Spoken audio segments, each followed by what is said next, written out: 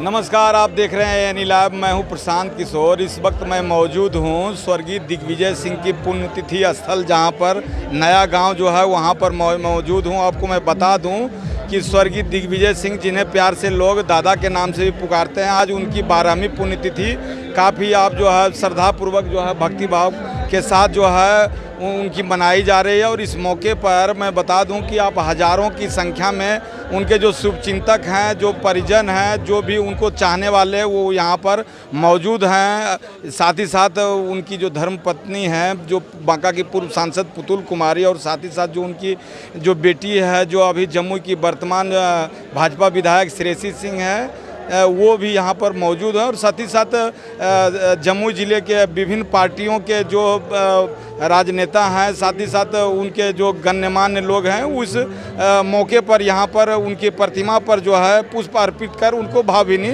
श्रद्धांजलि देने के लिए यहाँ पर जुटे हुए हैं।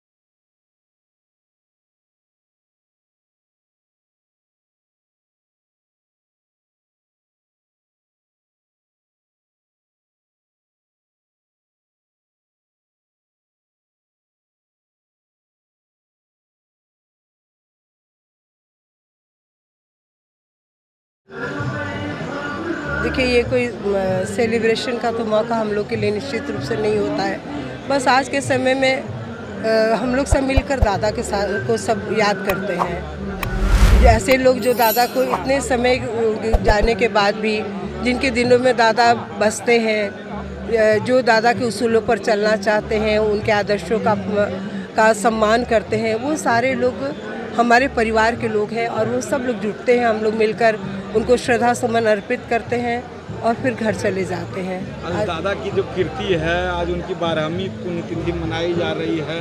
उनकी कीर्ति पर लोगों के लिए क्या संदेश देना चाहते हैं? जो उनकी कीर्ति थी, जो उनका स्वभाव था, जो लोगों के लिए वो सोचते थे, आज क्या उस क्षण को लेकर क्या कहना चाहते हैं?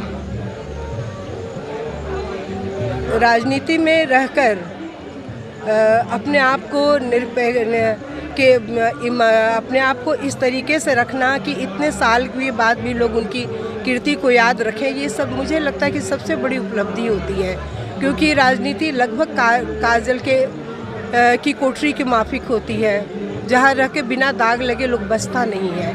और अगर दादा राजनीति में आकर अपने ईमानदारी, अपने आदर्श के लिए लोग के लिए प्रेरणा स्वरूप बने हैं, तो ये हमें लगता है कि बहुत बड़ी उपलब्धि है। तभी आज जनमानस इतने बड़े संख्या में जुटा है। अभी भी लोग उनको याद करके लोगों की आंखों में आंसू आ जाते हैं। सबसे अच्छी बात जो मैं आप लोग को बताऊंगी कि एक बार मुझे जब पता चला कि दादा राजनीति में जाना चाहते हैं, क्योंकि जब हमारी शादी हुई थी उस समय दादा पढ़ाई कर रहे थे।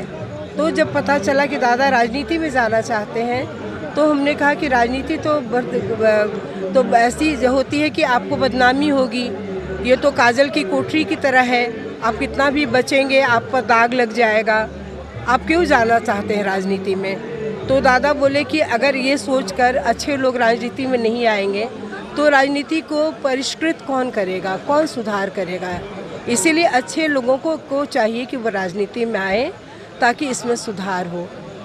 तो ये बात मुझे हमेशा ही लगती थी, अच्छी लगी और प्रेरणा। उन्होंने जब राजवर्धन राठौर जी के साथ हमारे आश्रम में जम्मू में पदार्पण हुआ था, तब मैंने कहा था कि क्या जम्मू योगाश्रम के माध्यम से दुनिया के मानचित्र पर हम जम्मू को बिठा सकते हैं या नहीं, आप हाँ या ना में दादा जवाब दें। और उन्होंने कुछ देर चुप रहने के बाद कहा था जी हाँ।